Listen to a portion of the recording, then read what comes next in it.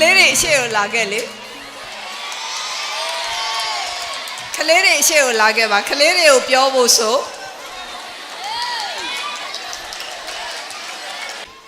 ချစ်တယ်ဆိုလို့ယေရှုတင်ပါတယ်အဲ့တော့ချစ်တယ်ဆိုလို့ယေရှုတင်တယ်ဆိုတာဟာဒါပေါ့နဲ့ပြောတာမဟုတ်ပါဘူးဒီညီညွတ်ရေးရဲ့အခြေခံဟာမေတ္တာပဲနော်မေတ္တာပဲဖြစ်တယ်ဘာဖြစ်လဲဆိုတော့အခုကလေးတွေပါတငယ်ချင်းတွေရှိကြတယ်မလားဒါမလဲကိုယ့်အချစ်ဆုံးတငယ်ချင်းတောင်မှကိုယ့်နဲ့အမြဲပဲအတွေးတွေတူရဲ့လား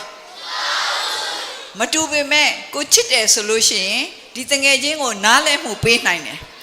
ဥပမာဆိုပါတော့တငယ်ချင်းကိုချစ်လွန်းလို့တငယ်ချင်းနဲ့မုတ်ဘိုးလေးတွေစုပြီးတော့မုတ်ဝယ်စားတယ်ဆိုရင်ဟလာကိုနဲ့သူနဲ့ပေါင်းလိုက်မှမုတ်တစ်မျိုးပဲဝယ်နိုင်တဲ့အခြေအနေမှာရှိတယ်ဆိုရင်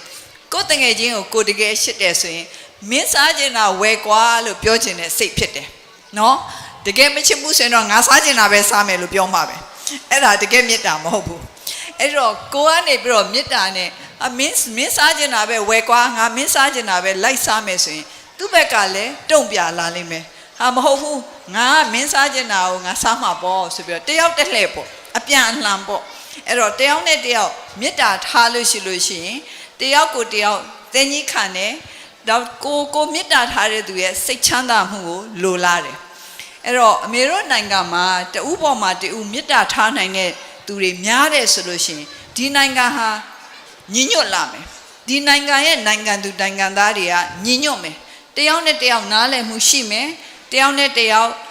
ကူညီခြင်းတဲ့စိတ်တွေအများကြီးပဲပွားလာမယ်အဲ့ဒီလိုနားလည်မှုရှိတဲ့အပေါ်မှာအခြေခံတဲ့ညီညွတ်မှုရဲ့အင်အားနဲ့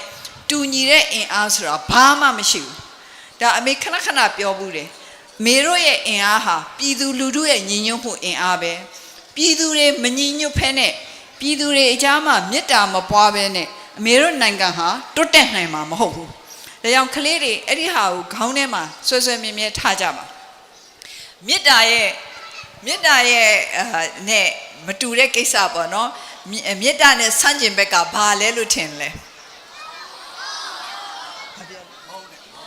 မုန်းတယ်တချို့ကတော့အဲ့လိုပဲမုန်းတာပေါ့နော်မေတ္တာထားချစ်ထားနဲ့မုန်းတာဆိုတာဒါဟာဆန့်ကျင်ဘက်တည်းလို့မြင်ကြတယ်အမေကတော့မေတ္တာရဲ့ဆန့်ကျင်ဘက်ဟာတကူကောင်းဆန်တဲ့စိတ်ဓာတ်ပဲအဲ့ဒီလိုပဲမြင်တယ်ကိုယ့်အတွက်ပဲကိုစဉ်းစားလို့ရှိရင်သူများအတွက်မေတ္တာမကြံတော့ဘူးအဲ့ဒီတော့မေတ္တာထားတဲ့လူများဟာကိုယ့်အတွက်ကိုမစဉ်းစားဘူးတခြားလူအတွက်လည်းစဉ်းစားတယ်ကိုချစ်တဲ့တငယ်ချင်းအတွက်ကိုစဉ်းစားသလိုပေါ့မေတ္တာထားတဲ့ဆိုရင်ငါကတော့ဒီဟာစားခြင်းနဲ့ဒါနဲ့ငါတငယ်ချင်းကဟိုဟာစားခြင်းနဲ့ထင်ပါရဲ့ဒါကြောင့်မလို့ဟိုဟာပဲစားကြစို့ဆိုပြီးတော့အဲ့ဒီလိုစဉ်းစားသလိုမေတ္တာထားတဲ့လူတွေဟာကိုယ့်အတွက်ပဲကိုမစဉ်းစားဘူးကိုမေတ္တာထားတဲ့အတိုင်းဝိုင်းပုံကိုယ်တွေအတွက်စဉ်းစားတယ်အဲ့တော့ကလေးတွေအခုတည်းကနေပြီးတော့လူများအတွက်စဉ်းစားတတ်တဲ့အလေ့အကျင့်တွေကိုမွေးမြူကြပါအဲ့ဒီဟာလေအလေ့အကျင့်ပဲနောက်ဆုံးကြတော့အလေ့အကျင့်ဆိုတာအများကြီးစကားပြောတယ်ဥပမာဆိုလို့ရှိရင်မနေ့စောစောထားဟိုမှာတန်းနေတယ်မနေ့ကစောစောထားလို့အေးရင်မဝဘူးထင်တယ်အဲ့တော့မနေ့စောစောထားတဲ့အလေ့အကျင့်ဖြစ်သွားလို့ရှိရင်မနေ့စောစောထားနိုင်တယ်အလိုအဲ့ဒီအချိန်ဆိုရင်နိုးလာရော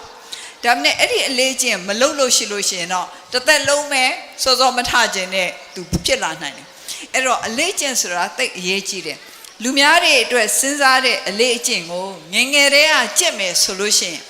ကိုဟာလူကြီးဖြစ်လာတဲ့အခါမှာကိုယ့်အတွက်ပဲစဉ်းစားတဲ့လူမဟုတ်ဘဲနဲ့အများအတွက်စဉ်းစားတဲ့ပုဂ္ဂိုလ်တယောက်ဖြစ်လာလိမ့်မယ်အဲ့ဒါမှနိုင်ငံအတွက်တကယ်တန်ဖိုးရှိတဲ့ပုဂ္ဂိုလ်ဖြစ်လာလိမ့်မယ်အဲ့တော့အမေကကျောင်းဆရာမလည်းမဟုတ်ဘူးเนาะကျောင်းဆရာမမဟုတ်တဲ့အခါကျတော့ကျောင်းစာတွေနဲ့ပတ်သက်လို့သင်ပေးတာတဲ့သားတို့သမီးတို့ပညာမှန်ကန်တဲ့ပညာသင်ယူခြင်းနဲ့စိတ်တွေရှိဖို့ပဲတတ်နိုင်သမျှအားပေးတာဖြစ်တယ်ကိုဟာတန်ဖိုးရှိတဲ့ပုဂ္ဂိုလ်တစ်ခုတယောက်ဖြစ်လာပြီဆိုလို့ရှိရင်အခုဟလာဖိုးဖိုးအောင်ဆန်းပေါ့နော်သားတို့သမီးတို့ကတော့ဖိုးဖိုးလိုပဲမြင်တာပေါ့ဟိုအမေတို့အတွက်တော့ဖခင်အရွယ်ဖေဖေပေါ့အဲ့တော့ဖိုးဖိုးအောင်ဆန်းရဲ့နဲ့ပတ်သက်လို့အခုအနှစ်100ပြည့်မှာဘာဖြစ်လို့တနိုင်ငံလုံးကနေပြီးတော့အခုထိသတိရနေကြတယ်လဲဆိုတာကိုသားတို့စဉ်းစားကြည့်ကြ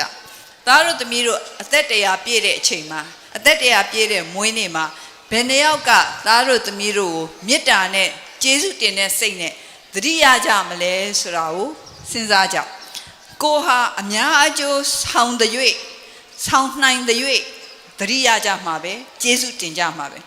အဲ့ဒါကြောင့်ကျေးဇူးတင်ခံခြင်းလို့လှုပ်တာမဟုတ်ဘူးနော်အလုပ်တစ်ခုကိုကျေးဇူးတင်ခံခြင်းလို့လှုပ်ထားတဲ့မှန်တယ်ထင်လို့လှုပ်တာဟာအကောင်းဆုံးပဲကိုမှန်တယ်ထင်လို့ဖြောင်းပြောင်းမမနဲ့မေတ္တာတန်တန်နဲ့လုပ်မယ်ဆိုလို့ရှိရင်ကျေးဇူးတင်တဲ့လူတွေရှိမှာပဲအဲ့တော့ငါ့ကိုကျေးဇူးတင်အောင်လို့ငါ့ကိုချီးမွမ်းအောင်လို့ဆိုတဲ့စိတ်နဲ့လုပ်လို့မဖြစ်ဘူးအဲ့ဒီဟာကလေးကမေတ္တာလည်းမတတ်ဘူးစေတနာလည်းမတတ်ဘူးလို့ပြောလို့ရတယ်ပြန်လိုချင်တဲ့စိတ်နဲ့လုပ်တာပေါ့နော်အဲ့တော့ကလေးတွေအနေနဲ့တော့မှန်မှန်ကန်ကန်လုပ်ချင်လို့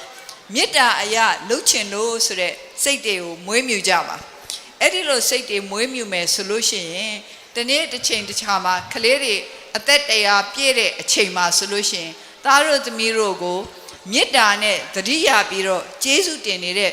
ပုဂ္ဂိုလ်တွေရှိုံတွေမကသားတို့သမီးတို့ကြောင့်မလို့ဒီနိုင်ငံဟာပို့ပြီးတော့ကောင်းမွန်တဲ့ညီညွတ်တဲ့ပျော်ရွှင်စရာကောင်းတဲ့နိုင်ငံကြီးဖြစ်နေမယ်ဆိုတာကိုယုံစေခြင်းနဲ့